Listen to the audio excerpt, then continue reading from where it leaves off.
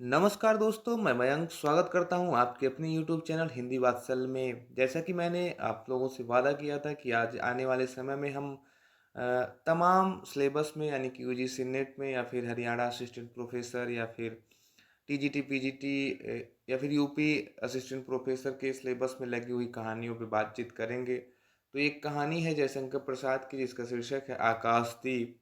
तो इस पे आज हम बातचीत करने वाले हैं। पहले हम पूरी कहानी को पढ़ेंगे, उसके बाद कहानी को पढ़ने के बाद हम नोट्स को देखेंगे, जो मैंने खुद से नोट्स को तैयार किया हुआ है। परीक्षा की दृष्टि से क्या-क्या याद करने वाले इसमें से नोट्स हैं। कहानी पढ़ लेंगे तो एक चीज़ ये रहेगा कि जब हम किसी चीज़ को, किसी टेक्स्ट को पढ़ लेते हैं, तो उसके ज़्यादातर वाक्य हमें ऐसे ही याद हो जाते हैं, सुन के, देख के, पढ़ के। तो सीधे कहानी पे बातचीत करते हैं। कहानी कुल 7 भागों में है। तो इसमें पहला है तो पढ़ते हैं तो सीधे पढ़ते-पढ़ते क्रम आपको पता भी चलेगा कि क्या-क्या है, फिर मैं बताऊँगा भी किस तरह से क्या-क्या क्रम घट रहा है। कहते हैं कि बंदी, क्या है सोने दो, मुक्त होना चाहते हो, अभी नहीं निद्रा खुलने पर चुप रहो, फिर अवसर न मिलेगा, बड़ा शीत है, कहीं से एक कंबल डालकर कोई शीत से मुक्त करता, आंधी की संभावना है, यही अवसर है, आज मेरे बंधन शिथिल हैं। तो क्या तुम भी बंदी हो? हाँ, धीरे बोलो, इस नाव पर केवल 10 नाविक हैं और प्रहरी हैं। शस्त्र मिलेगा? मिल जाएगा। पोत से संबंध रज्जू काट सकोगे? हाँ। समुद्र में हिलोरें उठने लगी। दो बंदी आपस में टकराने लगे। पहले बंदी ने अपने को स्वतंत्र कर लिया, दूसरे का बंधन खोलने का प्रयत्न करने लगा। लहरों के धक्के एक दूसरे को स्पर्श से पुलकित कर रहे थे। मुक्ति की आशा, स्नेह, असंभावित आलिंगन, दोनों ही अंधकार में मुक्त हो गए। दूसरे बंदी ने हर्षातिरेक से उसको गले से लगा लिया। सहसा उस बंदी ने कहा, यह क्या, तुम स्त्री हो?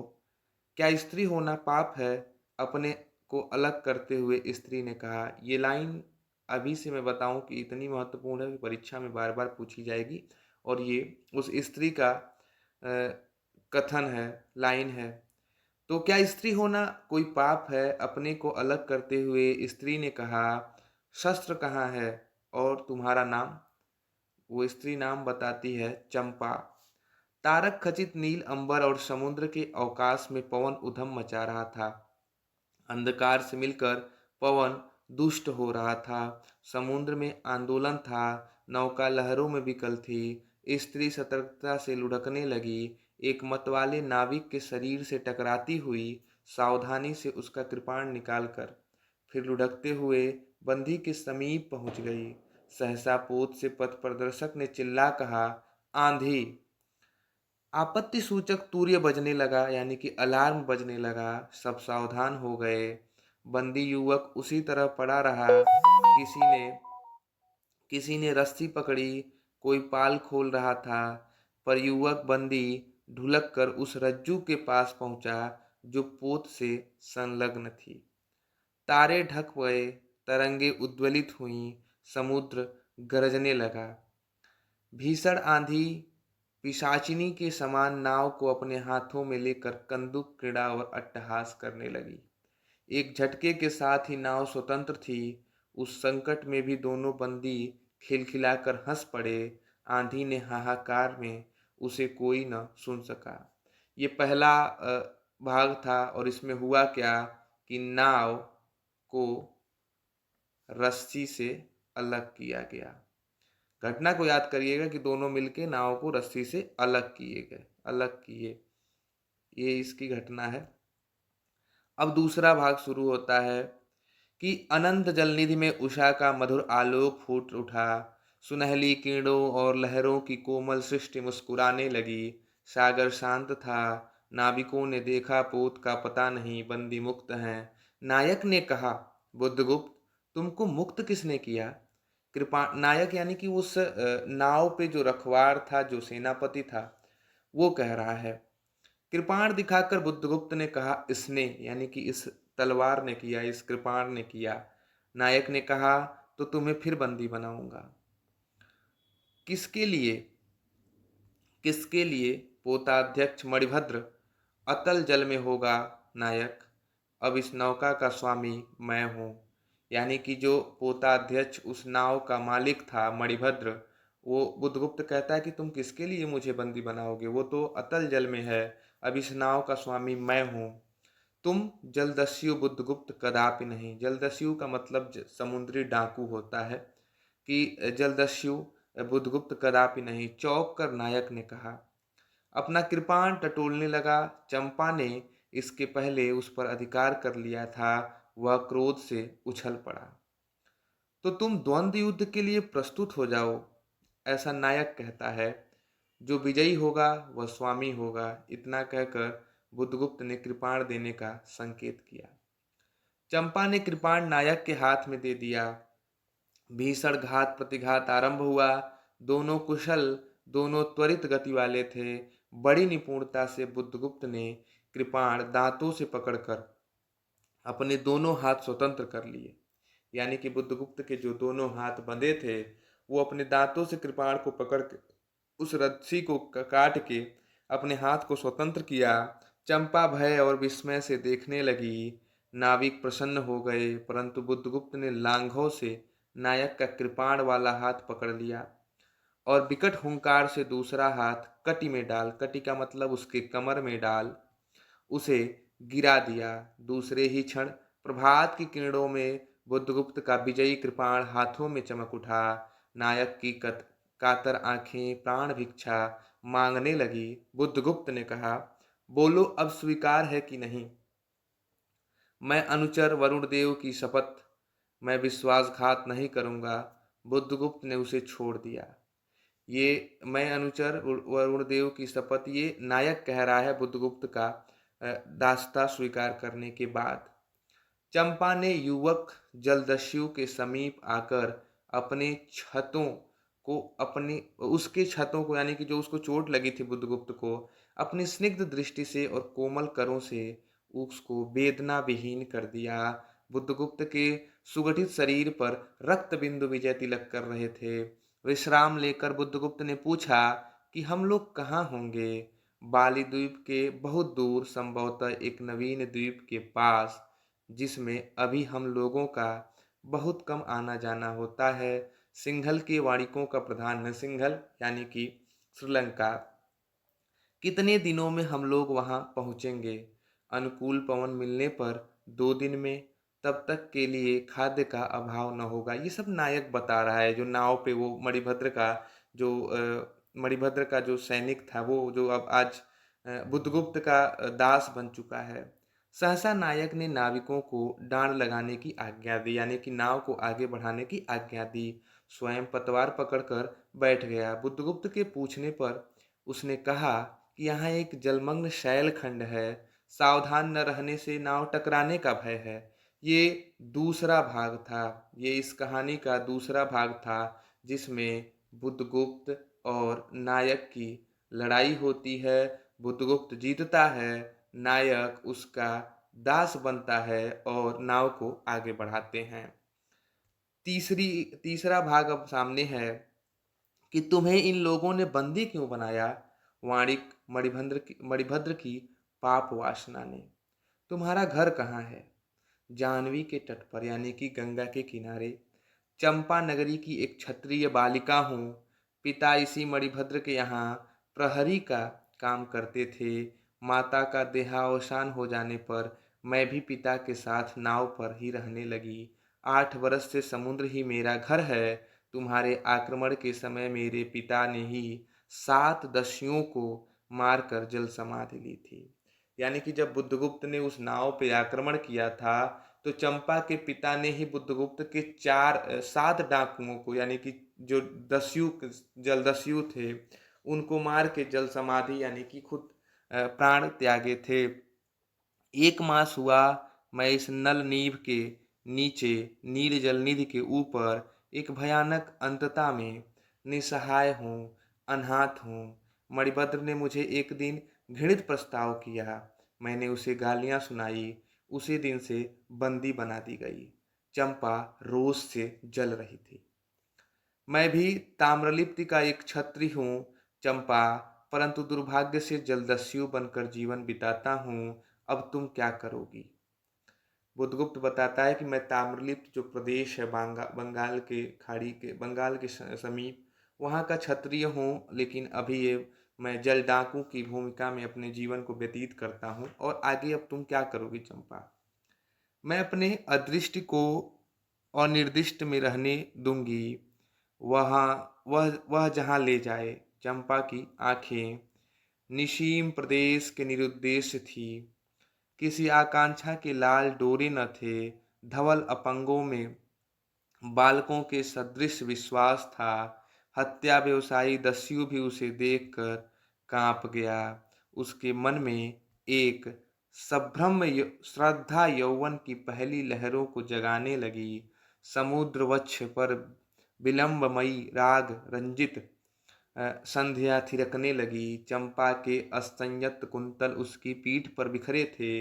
दुर्दांत दस्युओं ने देखा कि अपनी महिमा में अलौकिक एक तरुण बालिका, वह विस्मय से अपने हृदय को टटोलने लगा। उसे एक नई वस्तु का पता चला, वह थी कोमलता।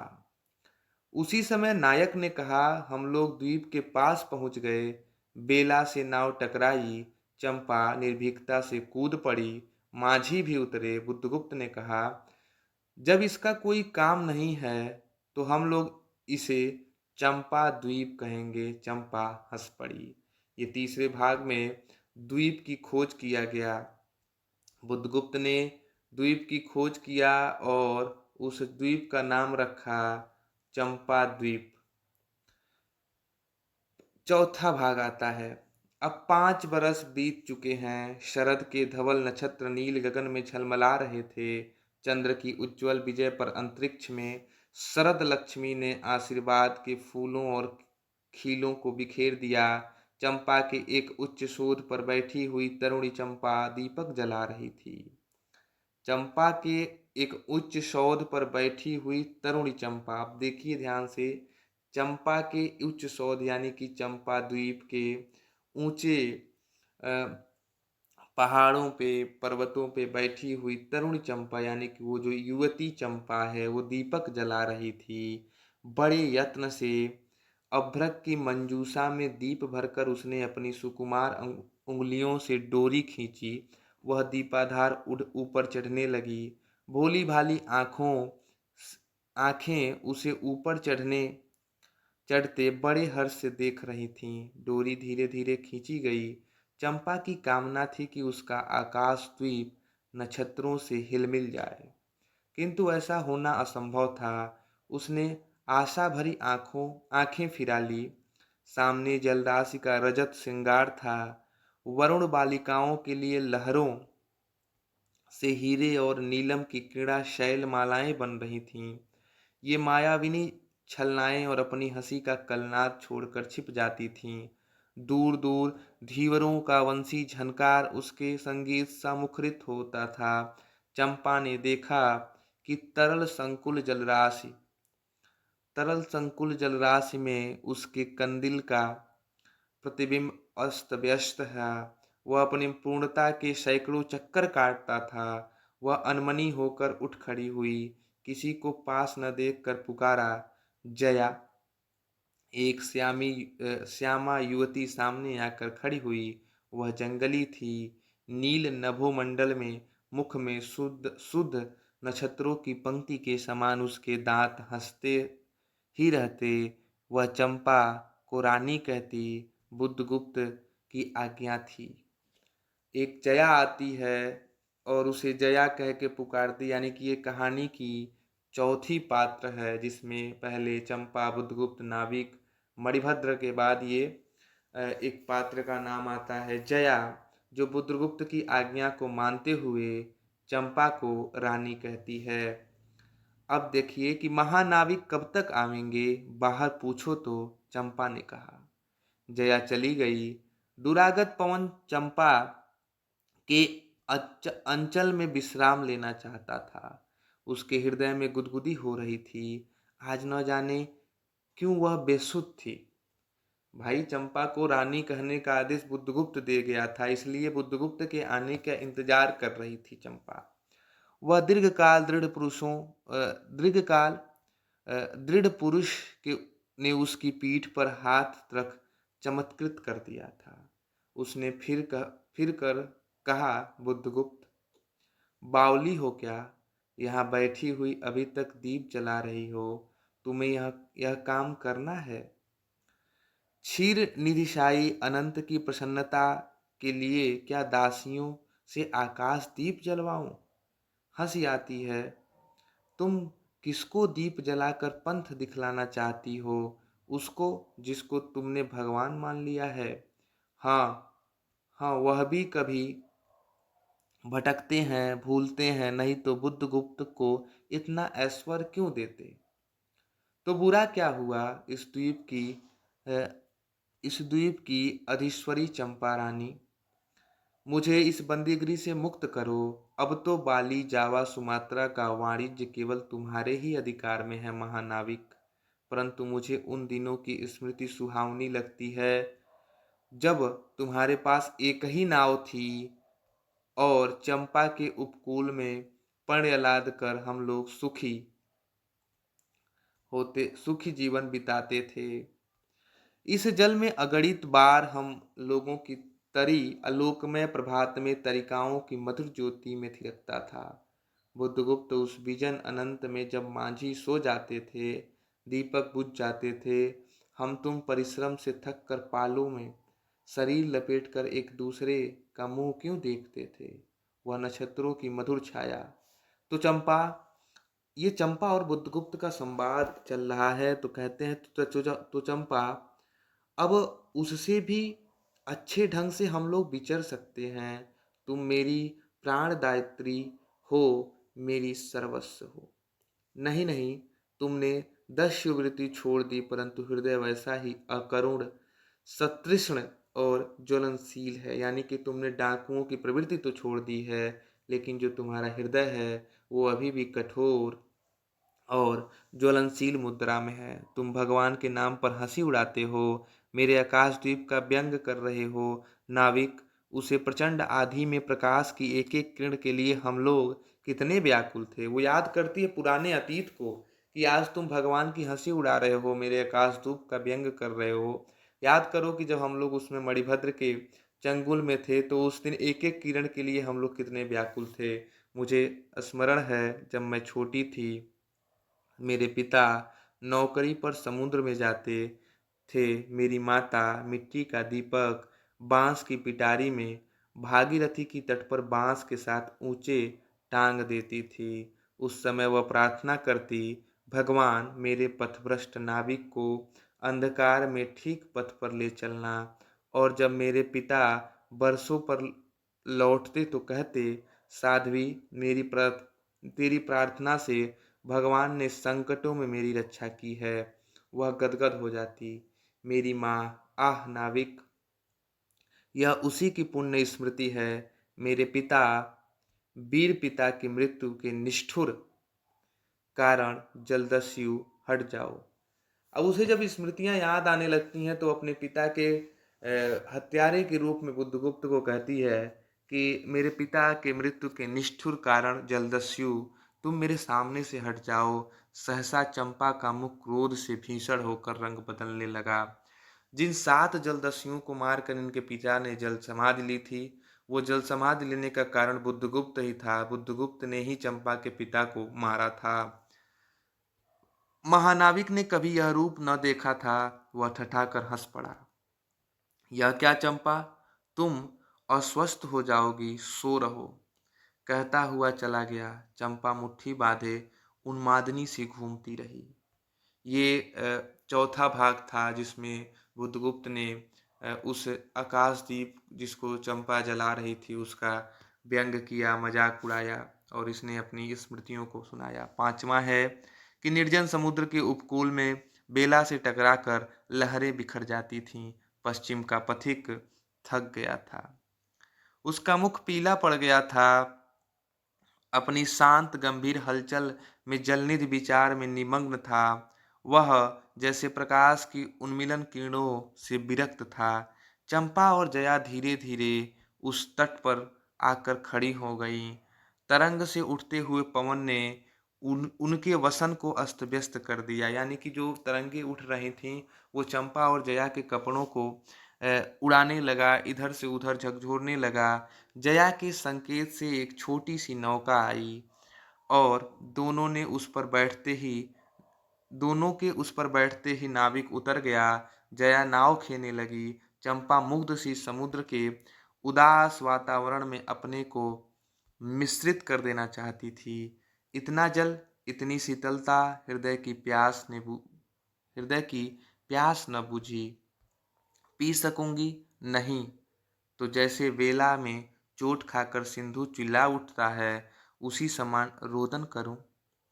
यह जलते हुए स्वर्ण गोलक सदृश अनंत में जल जल में डूबकर बुझ जाऊं।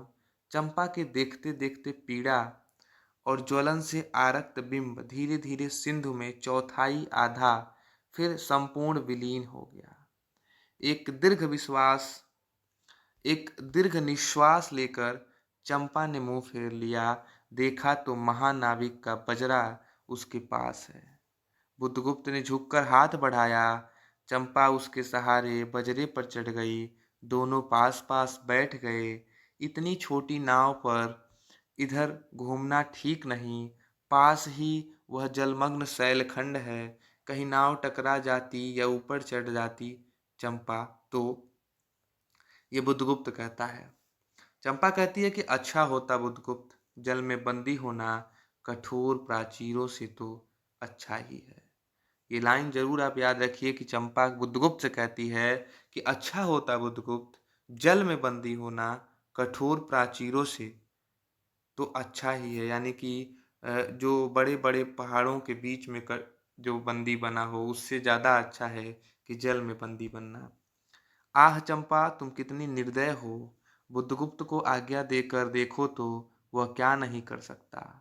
जो तुम्हारे लिए नए द्वीप की सृष्टि कर सकता, नई प्रजा खोज सकता, नए राज्य बना सकता, उसकी परीक्षा लेकर देखो तो। कहो चंपा, वह कृपाण से अपना हृदय पिंड निकालकर अपने हाथों के अपने हाथों अतल जल में विसर्जन कर दूं। वो कहता है कि तुम बुद्धगुप्त की परीक्षा तो लेकर देखो, जो तुम्हारे लिए नए द्वीप खोजा, नए प्रजा खोजा, नए राज्य बसा दिया। अगर तुम अभी कहो तो अपने हृदय को लेके अपने हाथों से ही इस समुद्र में विसर्जित कर दूं। महानाविक जिसके नाम से बाली, जावा और चंपा का आकाश गूंजता था, पवन थरथराता था, घुटनों के बल चंपा के सामने छलछलाई आंखों से बैठा था। सामने शैलमाला की चोटी पर हरियाली में विस्तृत जलदेश में नील पिंगल संध्या, प्रकृति की सहृदय कल्पना, विश्राम की शीतल छाया स्वप्नालोक सृजन करने लगी। उस मोहिनी के रहस्यपूर्ण नील जाल का कुहुक स्फुट हो उठा, जैसे मदिरा से सारा अंतरिक्ष सिक्त हो गया। सृष्टि नील कमलों से भर उठा। उस सौरभ से पागल चंपा ने बुद्धगुप्त के दोनों हाथ पकड़ लिए।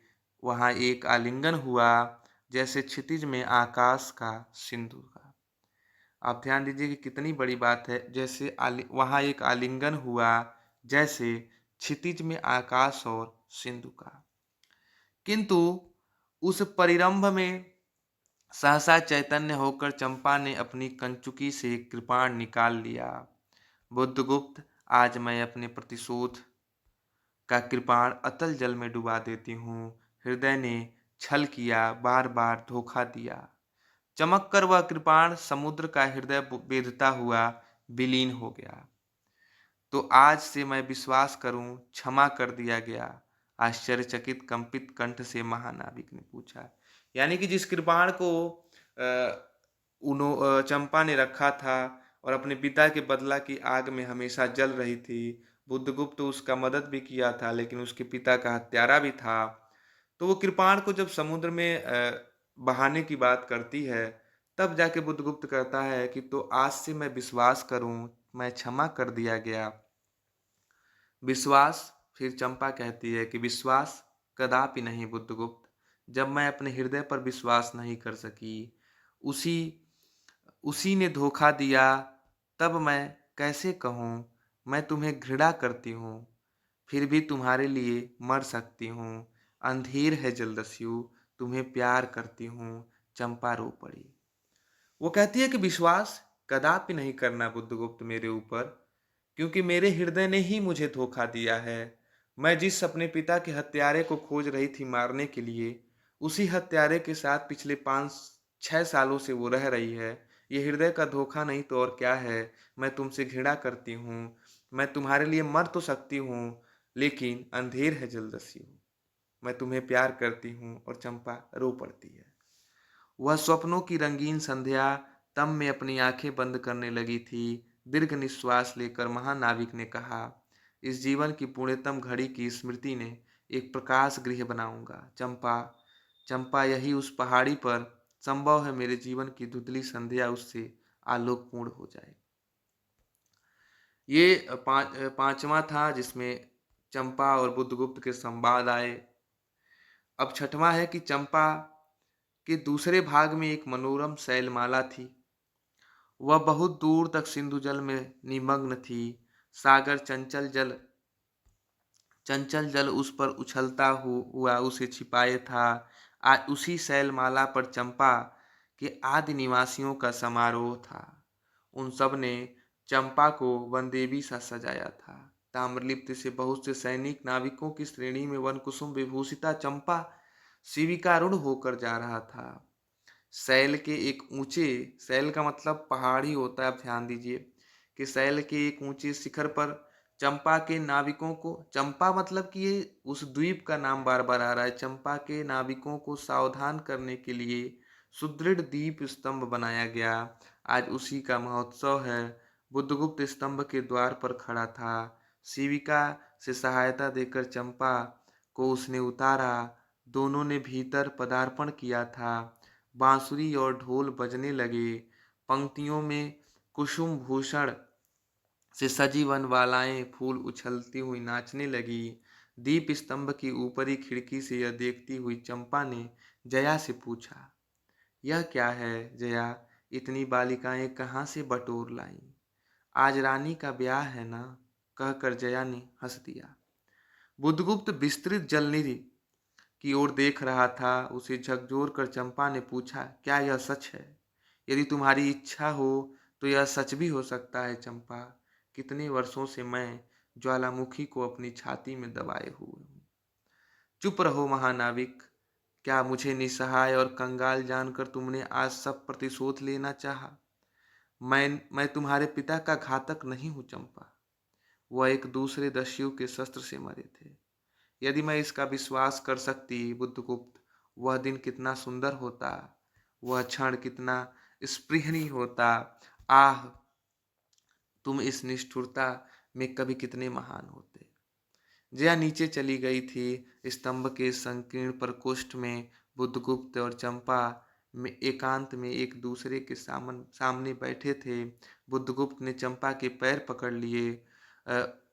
उच्छ्वसित शब्दों में वह कहने लगा, चंपा, हम लोग जन्मभूमि भारतवर्ष से कितनी दूर इन निरीह प्राणियों में इंद्र और शची के समान पूजित हैं, पर न जाने कौन अभिशाप हम लोगों को अभी तक अलग किए हुए है। स्मरण होता है वह दार्शनिकों का देश, वह महिमा की प्रतिमा। मुझे वह स्मृति नित्य आकर्षित करती है, परंतु मैं क्यों नहीं जाता? जानती हो, इतना महत्व प्राप्त करने पर भी मैं कंगाल हूँ। मेरा पत्थर सा हृदय एक दिन सहसा तुम्हारे स्पर्श से चंद्रकांत मणि की तरह द्रवित हुआ। चंपा, मैं ईश्वर को नहीं मानता, मैं पाप को नहीं मानता, मैं दया को नहीं समझ सकता, मैं उस लोक में विश्वास नहीं करता, पर मुझे अपने हृदय के एक दुर्बल अंश पर श्रद्धा हो चली है। तुम न जाने कैसे एक बहकी हुई तारिका के समान मेरे शून्य में उदित हो गई हो। आलोक की एक कोमल रेखा इस निविड़तम में मुस्कुराने लगी है। पशुबल और धन के उपासक के मन में किसी शांत और एकांत कामना की हंसी खिलखिलाने लगी है, पर मैं न हंस सका। चलोगी चंपा? पोतवाहिनी पर असंख्य धनराशि लाद कर राजरानी की जन्मभूमि के अंक में आज हमारा परिणय हो। कल ही हम लोग भारत के लिए प्रस्थान करें। महानाविक बुद्धगुप्त की आज्ञा महानाविक बुद्धगुप्त की आज्ञा सिंधु की लहरें मानती हैं, वे स्वयं अपना पोत पुंज को दक्षिण पवन के समान भारत में पहुंचा देंगी। आह चंपा, चलो। चंपा ने उसके हाथ पकड़ लिए। किसी आकस्मिक झटके ने एक पल भर के लिए दोनों के अधरों को मिला दिया। सहसा चैतन्य होकर चंपा ने कहा, बुद्धगुप्त, मेरे लिए सब भूमि मिट्टी है, सब जल तरल है, सब पवन शीतल है, कोई विशेष आकांक्षा हृदय में अग्नि के समान प्रज्वलित नहीं। सब मिलाकर मेरे लिए एक शून्य है। प्रिय नाविक, तुम स्वदेश लौट जाओ विभुओं का सुख भोगने के लिए, और मुझे छोड़ दो इन निरीह भोले भाले प्राणियों के दुख की सहानुभूति और सेवा के लिए। तब मैं अवश्य चला जाऊंगा चंपा। यहाँ रहकर मैं अपने हृदय पर अधिकार कर रख सकूंगा। इसमें संदेह है। आह, उन लहरों में मेरा विनाश हो जाए। महानाविक उच्छ्वास में विकलता थी। फिर उसने पूछा कि तुम अकेली यहाँ क्या करोगी। पहले विचार था कि कभी कभी इस दीप स्तंभ पर से आलोक जलाकर अपने पिता की समाधि का इस जल से अन्वेषण करूंगी, किंतु देखती हूँ मुझे भी इसमें जलना होगा जैसे आकाश दीप। एक दिन स्वर्ण रहस्य के प्रभात में चंपा ने अपने दीप स्तंभ पर से देखा। सामुद्रिक नावों की एक श्रेणी चंपा का उपकूल छोड़कर पश्चिम उत्तर की ओर महाजल ब्याल के समान संतरण कर रही है। उसकी आंखों से आंसू बहने लगे। यह कितनी ही शताब्दियों पहले की कथा है। चंपा आजीवन उस दीप स्तंभ में आलोक जलाती रही, किंतु उसके बाद भी बहुत दिन दीप निवासी उस माया ममता और स्नेह सेवा की देवी की समाधि सदृश पूजा करते थे। एक दिन काल के कठोर हाथों ने उसे भी अपनी चंचलता से गिरा दिया। आप देख सकते हैं कि किस तरह से पूरी कहानी में प्रेम बनाम प्यार बनाम कर्तव्य की भावना छिपी हुई है। अब हम इसके नोट्स पे बातचीत करेंगे। 1928 में ये कहानी आती है और इसमें 19 कहानियां हैं इस संग्रह में। मुख्य रूप से ये जो कहानी है जिसको हमने अभी पढ़ा है वो 3-4 तथ्यों को लेकर के चलती है। प्रेम बनाम कर्तव्य यानी कि लव वर्सेज वर्क, यानी कि प्यार और कर्तव्य के बीच एक रेखा खींचती हुई ये कहानी अपनी ऐतिहासिक कल्पना और रोमांस को लिए हुए है। इसमें समाज सुधार के संकेत मिलते हैं कि बुद्धगुप्त को जाने को कहती है चंपा, और खुद चंपा द्वीप पे रह के उस भोले भाली प्रजा को सेवा के लिए अपना समय न्यौछावर करने के लिए प्रतिबद्ध होती है। स्त्री आत्मगौरव का भी संकेत है, जहाँ चंपा के आत्मगौरव की बात करनी चाहिए। अपने पिता के हत्यारे को जानते हुए और हमेशा से अपने स्वाभिमान को बनाए हुए चंपा अंत तक उस द्वीप पे ही, आकाश द्वीप उस स्तंभ पे जलाने के माध्यम से अपने पिता के समाधि का अन्वेषण करती है। कहानी में पात्र बुद्धगुप्त, जया आदिवासी लड़की, चंपा नायक जो मणिभद्र का सैनिक है। मुख्य कथन कुछ इस तरह से था उसमें कि पहला मैंने वहाँ बता ही दिया था कि क्या स्त्री होना पाप है, ये चंपा कहती है। एक और आया, ये बुद्धगुप्त कहता कि तारक खंचित नील अंबर और समुद्र के अवकाश में पवन उधम मचा रहा था। अंधकार से मिलकर पवन दुष्ट हो रहा था। समुद्र में आंदोलन था। ये तब की दृश्य है जब बुद्धगुप्त और चंपा आमने सामने उस नाव पे पड़े थे। परीक्षा में सीधे पूछेगा कि नाव पर चंपा कितने वर्ष से थी, तो उसका उत्तर होगा 8 वर्ष से। बुद्धगुप्त ने नवीन द्वीप को चंपा द्वीप कहा था। जल में बंदी होना कठोर प्राचीरों से तो अच्छा ही है, ये चंपा का कथन है। बहुत ही इम्पोर्टेंट कथन है। अब फिर चंपा कहती है, बुद्धगुप्त कहता है चंपा से जब चंपा उसको अपने कृपाण को जल में विसर्जित करने की बात करती है और विश्वास की बात करती है, तो बुद्धगुप्त चंपा से कहता है, ये महत्वपूर्ण कथन है कि जो तुम्हारे लिए नए द्वीप की सृष्टि कर सकता है चंपा, नई प्रजा खोज सकता है, नए राज्य बना सकता है, उसकी परीक्षा तो लेकर को देखो। वो अपने हृदय पिंड को अपने इन्हीं हाथों से अतल जल में विसर्जन करने की भी योग्यता रखता है। बुद्धगुप्त कहता है कि इस जीवन की पुण्यतम घड़ी की स्मृति में एक प्रकाश गृह बनाऊंगा चंपा। यही उस पहाड़ी पर संभव है कि मेरे जीवन की धुंधली संध्या उससे आलोकपूर्ण हो जाएगी। फिर नाविकों को सावधान करने के लिए चंपा दीप स्तंभ बनवाती है, नाविकों को सावधान करने के लिए, ताकि वो आके उस सैलखंड में न लड़े, उस चंपा द्वीप से आके न टकराएं। भारत के विषय में क्या कहता है बुद्धगुप्त कि वह दार्शनिकों का देश, वह महिमा की प्रतिमा, मुझे वह स्मृति नित्य आकर्षित करती है।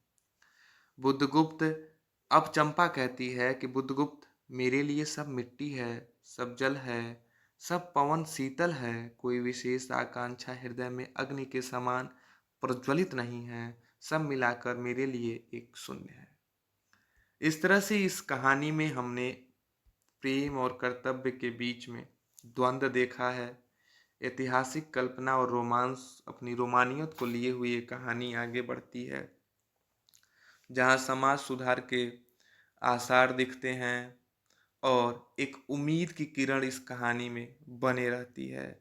और उस उम्मीद की किरण आत्मगौरव की प्रतीक वो स्त्री चंपा है, जो जिसके नाम से बुद्धगुप्त ने चंपा नामक द्वीप का निर्माण किया था, खोज किया था।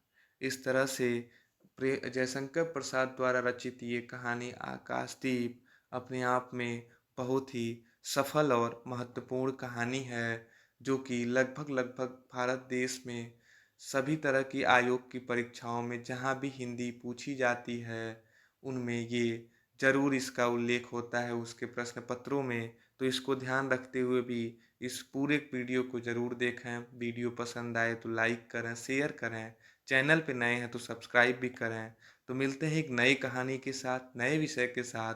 तब तक के लिए नमस्कार। बने रहिए हिंदी वात्सल्य के साथ।